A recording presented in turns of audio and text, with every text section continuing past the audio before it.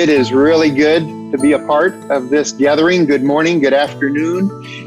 You have been very faithful in staying connected, and so I hope these next 20, 25 minutes I will keep you engaged and no one will fall asleep. When I was given this topic, the process of becoming a missionary, I had two thoughts. One was, as Terrence said, the step-by-step process of becoming a missionary. But you know, it is also much deeper than that. It's developing the heart of a missionary. It's one thing to fill out the forms and go through the steps, but to develop as a missionary takes a lifetime. It's developing the eyes of God to see the needs around us and the heart of God and love for people and love for culture. But that's a whole nother topic, one I'm very passionate about. But for this morning, we're going to talk very practically about the steps it takes to become a missionary. Now, before I show you my PowerPoint, I want to take a quick poll. I was going to do this using the poll feature, but I don't have that. So it's only one question. So very easy. You can give me a show of hands if this question applies to you. So please raise your hand if this statement applies to you. I've got 4 statements. Number 1, I do understand the general process of becoming a missionary. If you agree with that, raise your hand. I do understand the general process of becoming a missionary. Are there any hands out there besides mine? Wow. Oh, there's one. Great. Okay, several. Thank you. Second question. I know a little of the process of becoming a missionary. I know a little of the process of becoming a missionary. If that applies to you, raise your hand. Either your emoji, okay, good. Third, I have no idea of the process for becoming a missionary. If that applies to you, raise your hand. I think some of the hands were raised from the last question. There's overlap. All right. Last question is, I'm attending today because someone forced me to join this webinar. Any hands out there? Hopefully not. Okay. All right. Well, let me share my screen with you. And we are going to just go through the process for becoming a missionary. I've asked Jana if she would to monitor the chat. You know how difficult it is to monitor the chat at the same time you're presenting. So Jana will be monitoring. And Jana, by the way, tell me if there's a full screen. I can't see anybody but my screen. Does that look okay? So if you have a question as we go along, please put it in the chat, and Jana will either interrupt me if she thinks it needs to be answered right away, or we will have a short question and answer time at the end. Okay? All right. So the process of becoming a missionary. Over the next 25 minutes, I just want to go through some very simple steps for becoming a missionary in the Church of the Nazarene. Now, this may be what you have in mind as the process. It's confusing. There's so many steps. I've heard this, I've heard that. Maybe this is the flow chart you have in mind when you think of, how do I become a missionary? Or maybe it's something like this. There's the candidate, and then there's this tangled process. I don't know what happens, but somehow I end up becoming a missionary. Well, hopefully during our time together today, we will untangle some of the mystery of how to become a missionary. It's quite a simple process, actually. And hopefully my goal then is by the end of this short presentation that it will be much clearer in your mind how to become a missionary. To do that, we're going to follow just a very simple flow chart that's available. It's on the Opportunities website if you look at some of the literature, but it just outlines some very simple steps from application to approval. And so let's go through this. And again, if you have questions, either type them in the chat, and Jana will either interrupt me or we'll have a Q&A at the end. So the first step is to introduce yourself. Sounds pretty simple. But remember, we have a lot of Nazarenes on the region. In the quiz, I think the correct answer was 127,000 Nazarenes. Actually, that was a couple years ago. Today, as of this morning, we have 139,824 Nazarenes, assuming nobody got baptized this morning and joined the church. Almost 140,000 Nazarenes. Now, how many of those do you know personally? If somebody were to ask me, wow, by name, I might know 200, 300 at the most. Some of you may know a lot more than that, but there's no way that I can know each of you and have personal connection with those on the region. And so we've got a great system where you can introduce yourself and reach out to the Send Me website is one that we talked about. Jana introduced that to you. And I believe she put the address into the chat link. But if you go to that site, you see this picture that she showed in her PowerPoint, but you also see at the top a link that says Get Started. So if you click on that link, Get Started, that is just the simple first step for beginning this process. This process was just developed a couple years ago, and it has greatly streamlined the process for applying. Once you click on that button, you are put into the system, and if you're from Asia Pacific, you appear on my dashboard, and I begin to communicate with you. But it's a very simple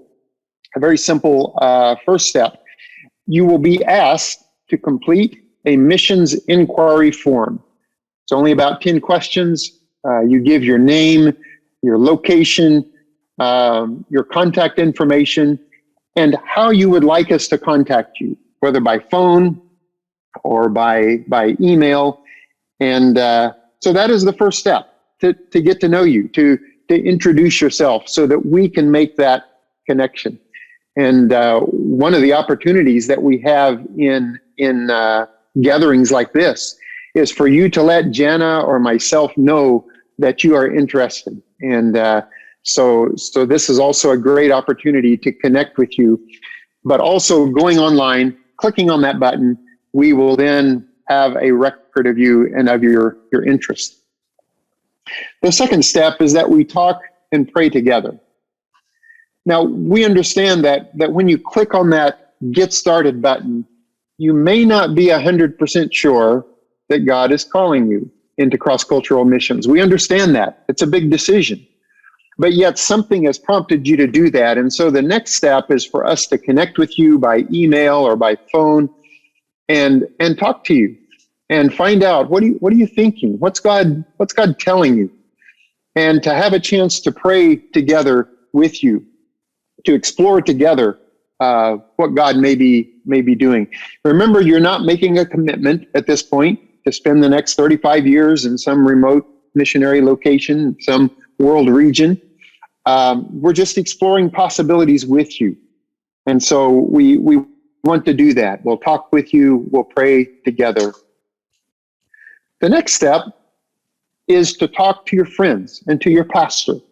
We will gather references from them. You might say, well, why is that important? I'm the one that's called. Why do you need to talk to others? Well, just like any application for any job, we want to gather some references from people that know you. We want to know what your skills and your gifts and your graces are, and what others see in you. Maybe there are things and gifts that they see in you that you may not see. And so we want to talk to them. We request a minimum of 5 references from your pastor, from your friends, from your missions president, your NMI president. We have heard today how important NMI is in this whole process and this whole missions endeavor. And so we also want a reference from your NMI president. You can even put down a family member if you want. We get a lot of applications where a mom has filled out a reference for their son or daughter. Now, if that happens, we kind of take that with a grain of salt, we might say, but it's your mom. Of course, they're going to say something nice about you, but we still appreciate that reference. And if your mom doesn't say anything nice about you, well, then we need to talk a little further. So yeah, 5 references, and 1 can be from a family member. So we get to know you a little better by those people that you are friends with. The next step is to decide how long you want to serve. Now, this is an important question because we recognize that some are called to 3 months of service, or to 6 months, or to a year. Others are firmly convinced that God is calling them long term. And each one of those callings is valid. And so we want to hear what God is telling you. That's an important question. Now, you may be aware that missionaries are deployed in 2 main ways. There are 2 main missionary deployment types. One is a sponsored deployment, and that is either as a volunteer or as an employee. They receive their support from local networks, and that simply means from friends, from family, from your local church, from personal funds in some situations. A sponsored missionary usually serves, or someone under sponsored deployment usually serves for 3 months to 4 years. So it's seen as a shorter term of service. We also have a deployment called a global deployment. And in this case, the World Evangelism Fund, the WEF as we call it, provides a missionary's base salary and insurance. But beyond that, even a person under global deployment needs to raise funds for other living expenses and for ministry expenses. We also, though, have a category called short-term volunteers. And these are those whom God is calling from 1 to 3 months. And we recognize that as a very valid category of service, a category of serving and working. It's not missions tourism. It's a lot more than that, but it's fulfilling God's call on a short-term assignment. And so this next step then is to decide which of these ways is God calling you. For how long is He calling you to serve? Now, I might just say a sponsored deployment. It says serving from 3 months to 4 years. And you might say, well, what happens after 4 years? Well, our hope is that if God has really called you, and during those 4 years, the missionary is showing that they have the gifts and the graces and God's call is evident on their lives, that we will be able to transition them to a global deployment where they receive some support from World Evangelism.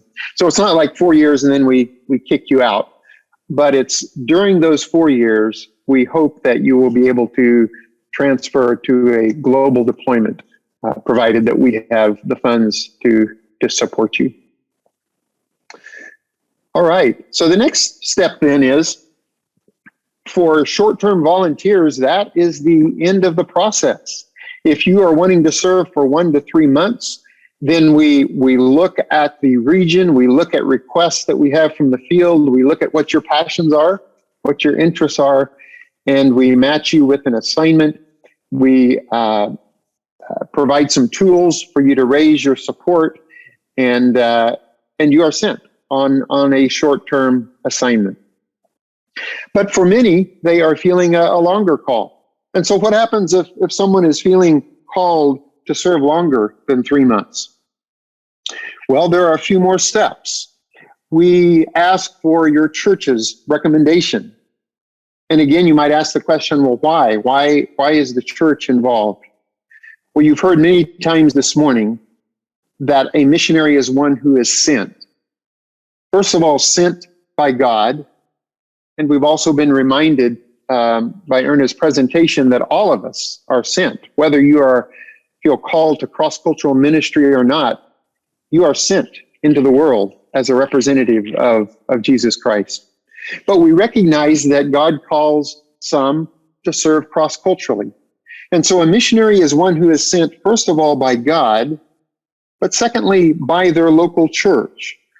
A missionary just doesn't show up on the field and say, here I am, I'm here to work. But there's a process involved, and it's so important to have the support of the local church, both prayer support and financial support, to be behind you, to support you and to pray for you as you start this assignment. It's also the pattern that we see in Acts 13, where when the church was fasting and praying, God spoke and said, separate Saul and Barnabas for the work that I have for them. So the call comes through the church and is supported by the church and affirmed by the church. And so we ask for the church board's recommendation. And again, the NMI president is a part of that and has an opportunity to hear your testimony and your call and come alongside you in the journey. A very important step. Step number 6 is we help you with self-assessment. And there are a lot of assessment tests. Maybe you have heard some of these terms. Are you a ESFP? Are you an INTP? Are you an ISTJ? Personality types. But there's also other assessments that we work with you on. Conflict strategies. You might say, well, I'm going to be a missionary. Surely there's not going to be any conflicts. Well, there are conflicts. And so it's very important to know how to deal with conflicts. Do you love conflicts? Well, that could be a problem. But when conflicts come, how do you deal with those? Do you deal with those in an appropriate manner? Cross-cultural adaptability. How adaptable are you to other cultures? Your spiritual gifts. We have you take a spiritual gifts inventory. We have you take the Keirsey temperament sorter to find out what your temperament is.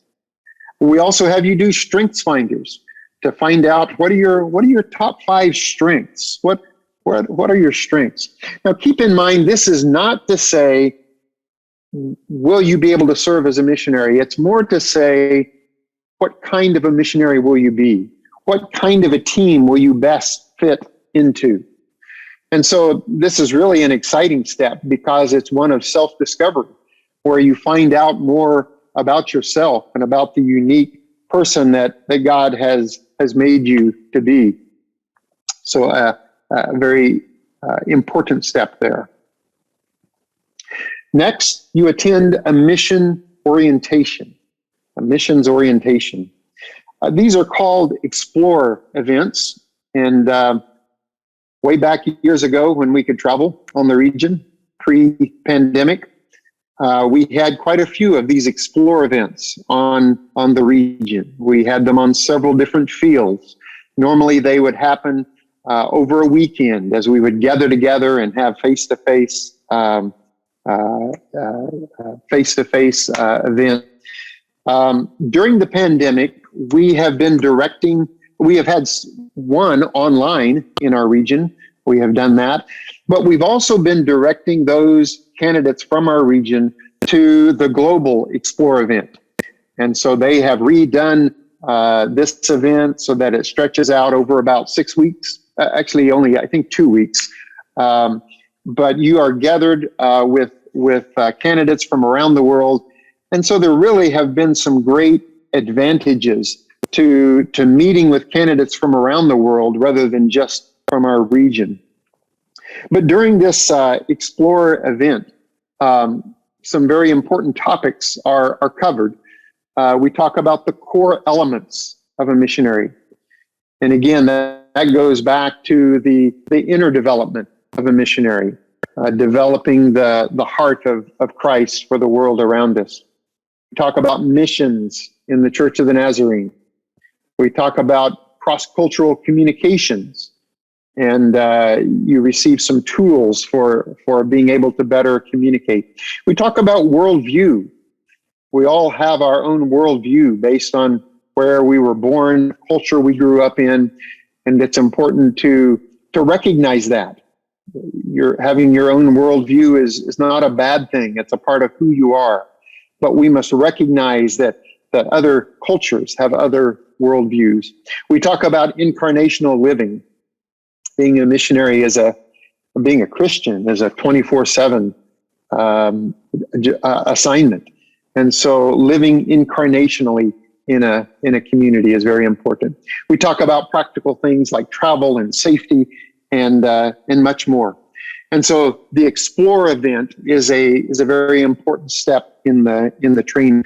I do want to mention that there is a Explore event, a global Explore event coming up in March. And there is still time to register for that. But as you have seen, there's a process leading up to that point. You just don't jump in to the Explore event as the first step. But if you're interested in that, click on that link. If you feel that God is calling you into cross-cultural ministry, there's time to get in on this global Explore event. But there's also 3 or 4 such events scheduled throughout the year. So there will be other opportunities. This event is for those who are serious about their call. In other words, you really feel that God is calling you and you're ready to take that step.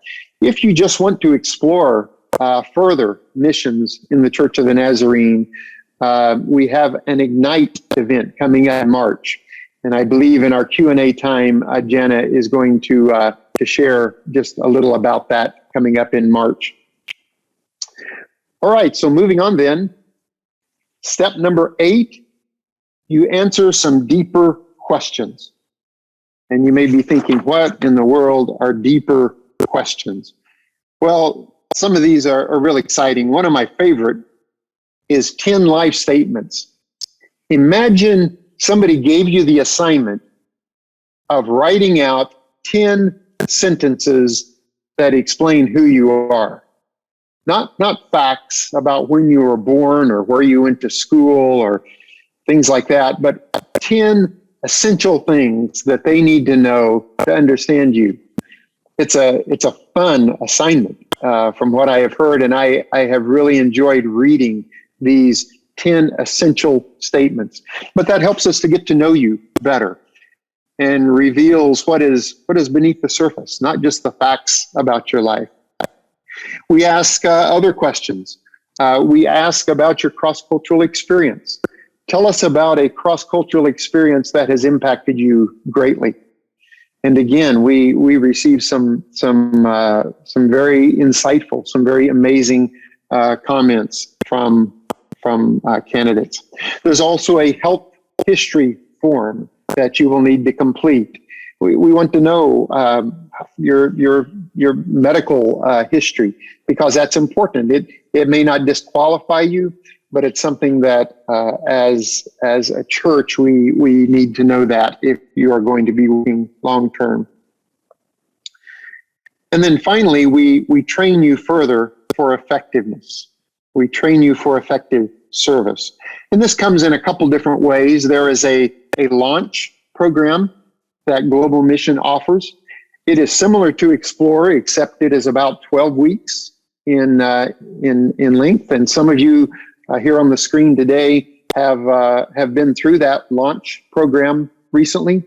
You learn more about Nazarene missions. You learn practical steps about how to raise support. You receive further training in how to make Christ-like disciples, and how to start Bible studies and how to connect with those whom you are trying to reach.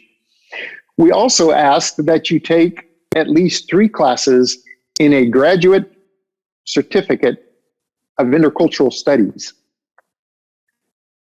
A certificate in intercultural studies at APNTS. we have a tremendous resource on the region in the form of Asia Pacific Nazareth Theological Seminary. And Dr. Eileen Ruger is our main missions professor there, Professor Princess. This is a flyer that we sent out recently that explains some of the courses offered from January through May. We ask that you take 3 of those classes. Now, you don't have to take them for credit. You can audit the classes. We prefer you take them for credit, but if you just need to audit them, that is fine. But these are classes that will give you a great foundational understanding of missions. And it's so important if God is calling you to serve long term. One missionary in the past said that if I knew that Christ was going to return in 5 years, I would spend the next 3 years preparing. And if you look at the life of Jesus, his main ministry did not start until he was around the age of 30. And so it's very important to put in the time to prepare. And these classes at APNTS, which can be taken online, you don't have to be on campus, but these classes are very important as a foundational understanding for missionary service. The final step then is that you are approved for long-term missionary service. We will look at the opportunities on the region. We will look at your passions, at your skills. It's not always 100%. I would say for the last 31 years, I have been working largely in administration. I would not say administration is my passion. I'm not sure anyone would say administration is their passion, but it is the assignment that God has given me, and he's helped me to embrace that, and along with it has given me opportunities to plant a church and to do other things that really are my passion. So we look at your skills, we look at your abilities, and we try to match you to an assignment on the region. We again give you the tools and work with you in helping to raise your support, and then also continue to communicate with you and help you develop as you begin your missionary service. So that is the process. If I would give you that survey again, I hope that 100% of you would at least say, I at least generally understand the process for missionary service. It's not complicated. It's a straightforward process, but the first step is clicking on that Get Started link and getting into the system, letting Jana and I begin to communicate with you and seeing what God has in store. I want to take just a moment now. Actually, before we do that, I just want to show you this short summary video. Let's see if this plays correctly. It's about a minute long.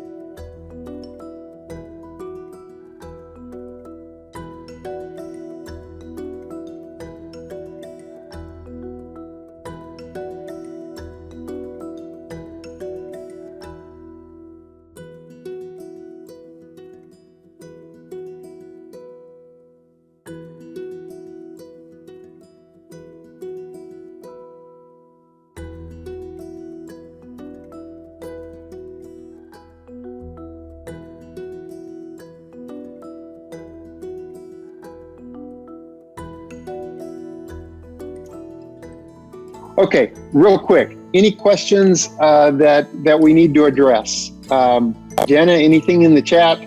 We're probably running over time, so just maybe you can pick out one or two? Yeah, we don't have anything right now. All right. All right. Thank you so much, everyone. And I hope that was helpful to you. Feel free to reach out to Jenna and myself if you have questions, and we'll be glad to correspond with you. God bless.